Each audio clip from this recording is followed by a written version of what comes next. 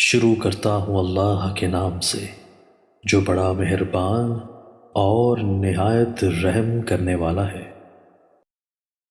حضرت معاویہ رضی اللہ تعالیٰ عنہ بیان کرتے ہیں، رسول اللہ صلی اللہ علیہ وآلہ وسلم نے فرمایا، اللہ جس کے ساتھ بھلائی کا ارادہ فرماتا ہے تو اسے دین کے متعلق سمجھ بوجھ عطا کر دیتا ہے۔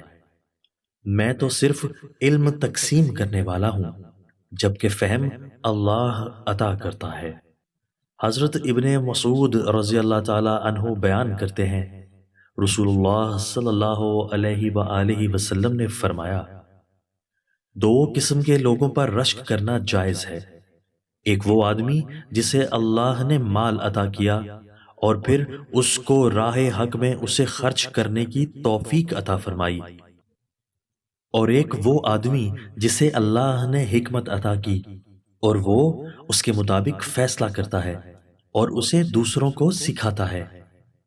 حضرت ابن مسعود رضی اللہ تعالی عنہ بیان کرتے ہیں، رسول اللہ صلی اللہ علیہ وآلہ وسلم نے فرمایا، اللہ اس شخص کے چہرے کو تر و تازہ رکھے جس نے میری حدیث کو سنا، اسے یاد کیا، اس کی حفاظت کی اور پھر اسے آگے بیان کیا۔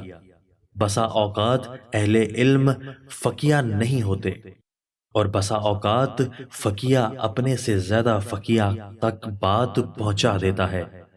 تین خصلتیں ایسی ہیں جن کے بارے میں مسلمان کا دل خیانت نہیں کرتا: عمل خالص اللہ کی رضا کے لیے ہو، مسلمانوں کے لیے خیر خواہی ہو اور ان کی جماعت کے ساتھ لگے رہنا، کیونکہ ان کی دعوت انہیں سب طرف سے گھیر لے گی، یعنی حفاظت کرے گی۔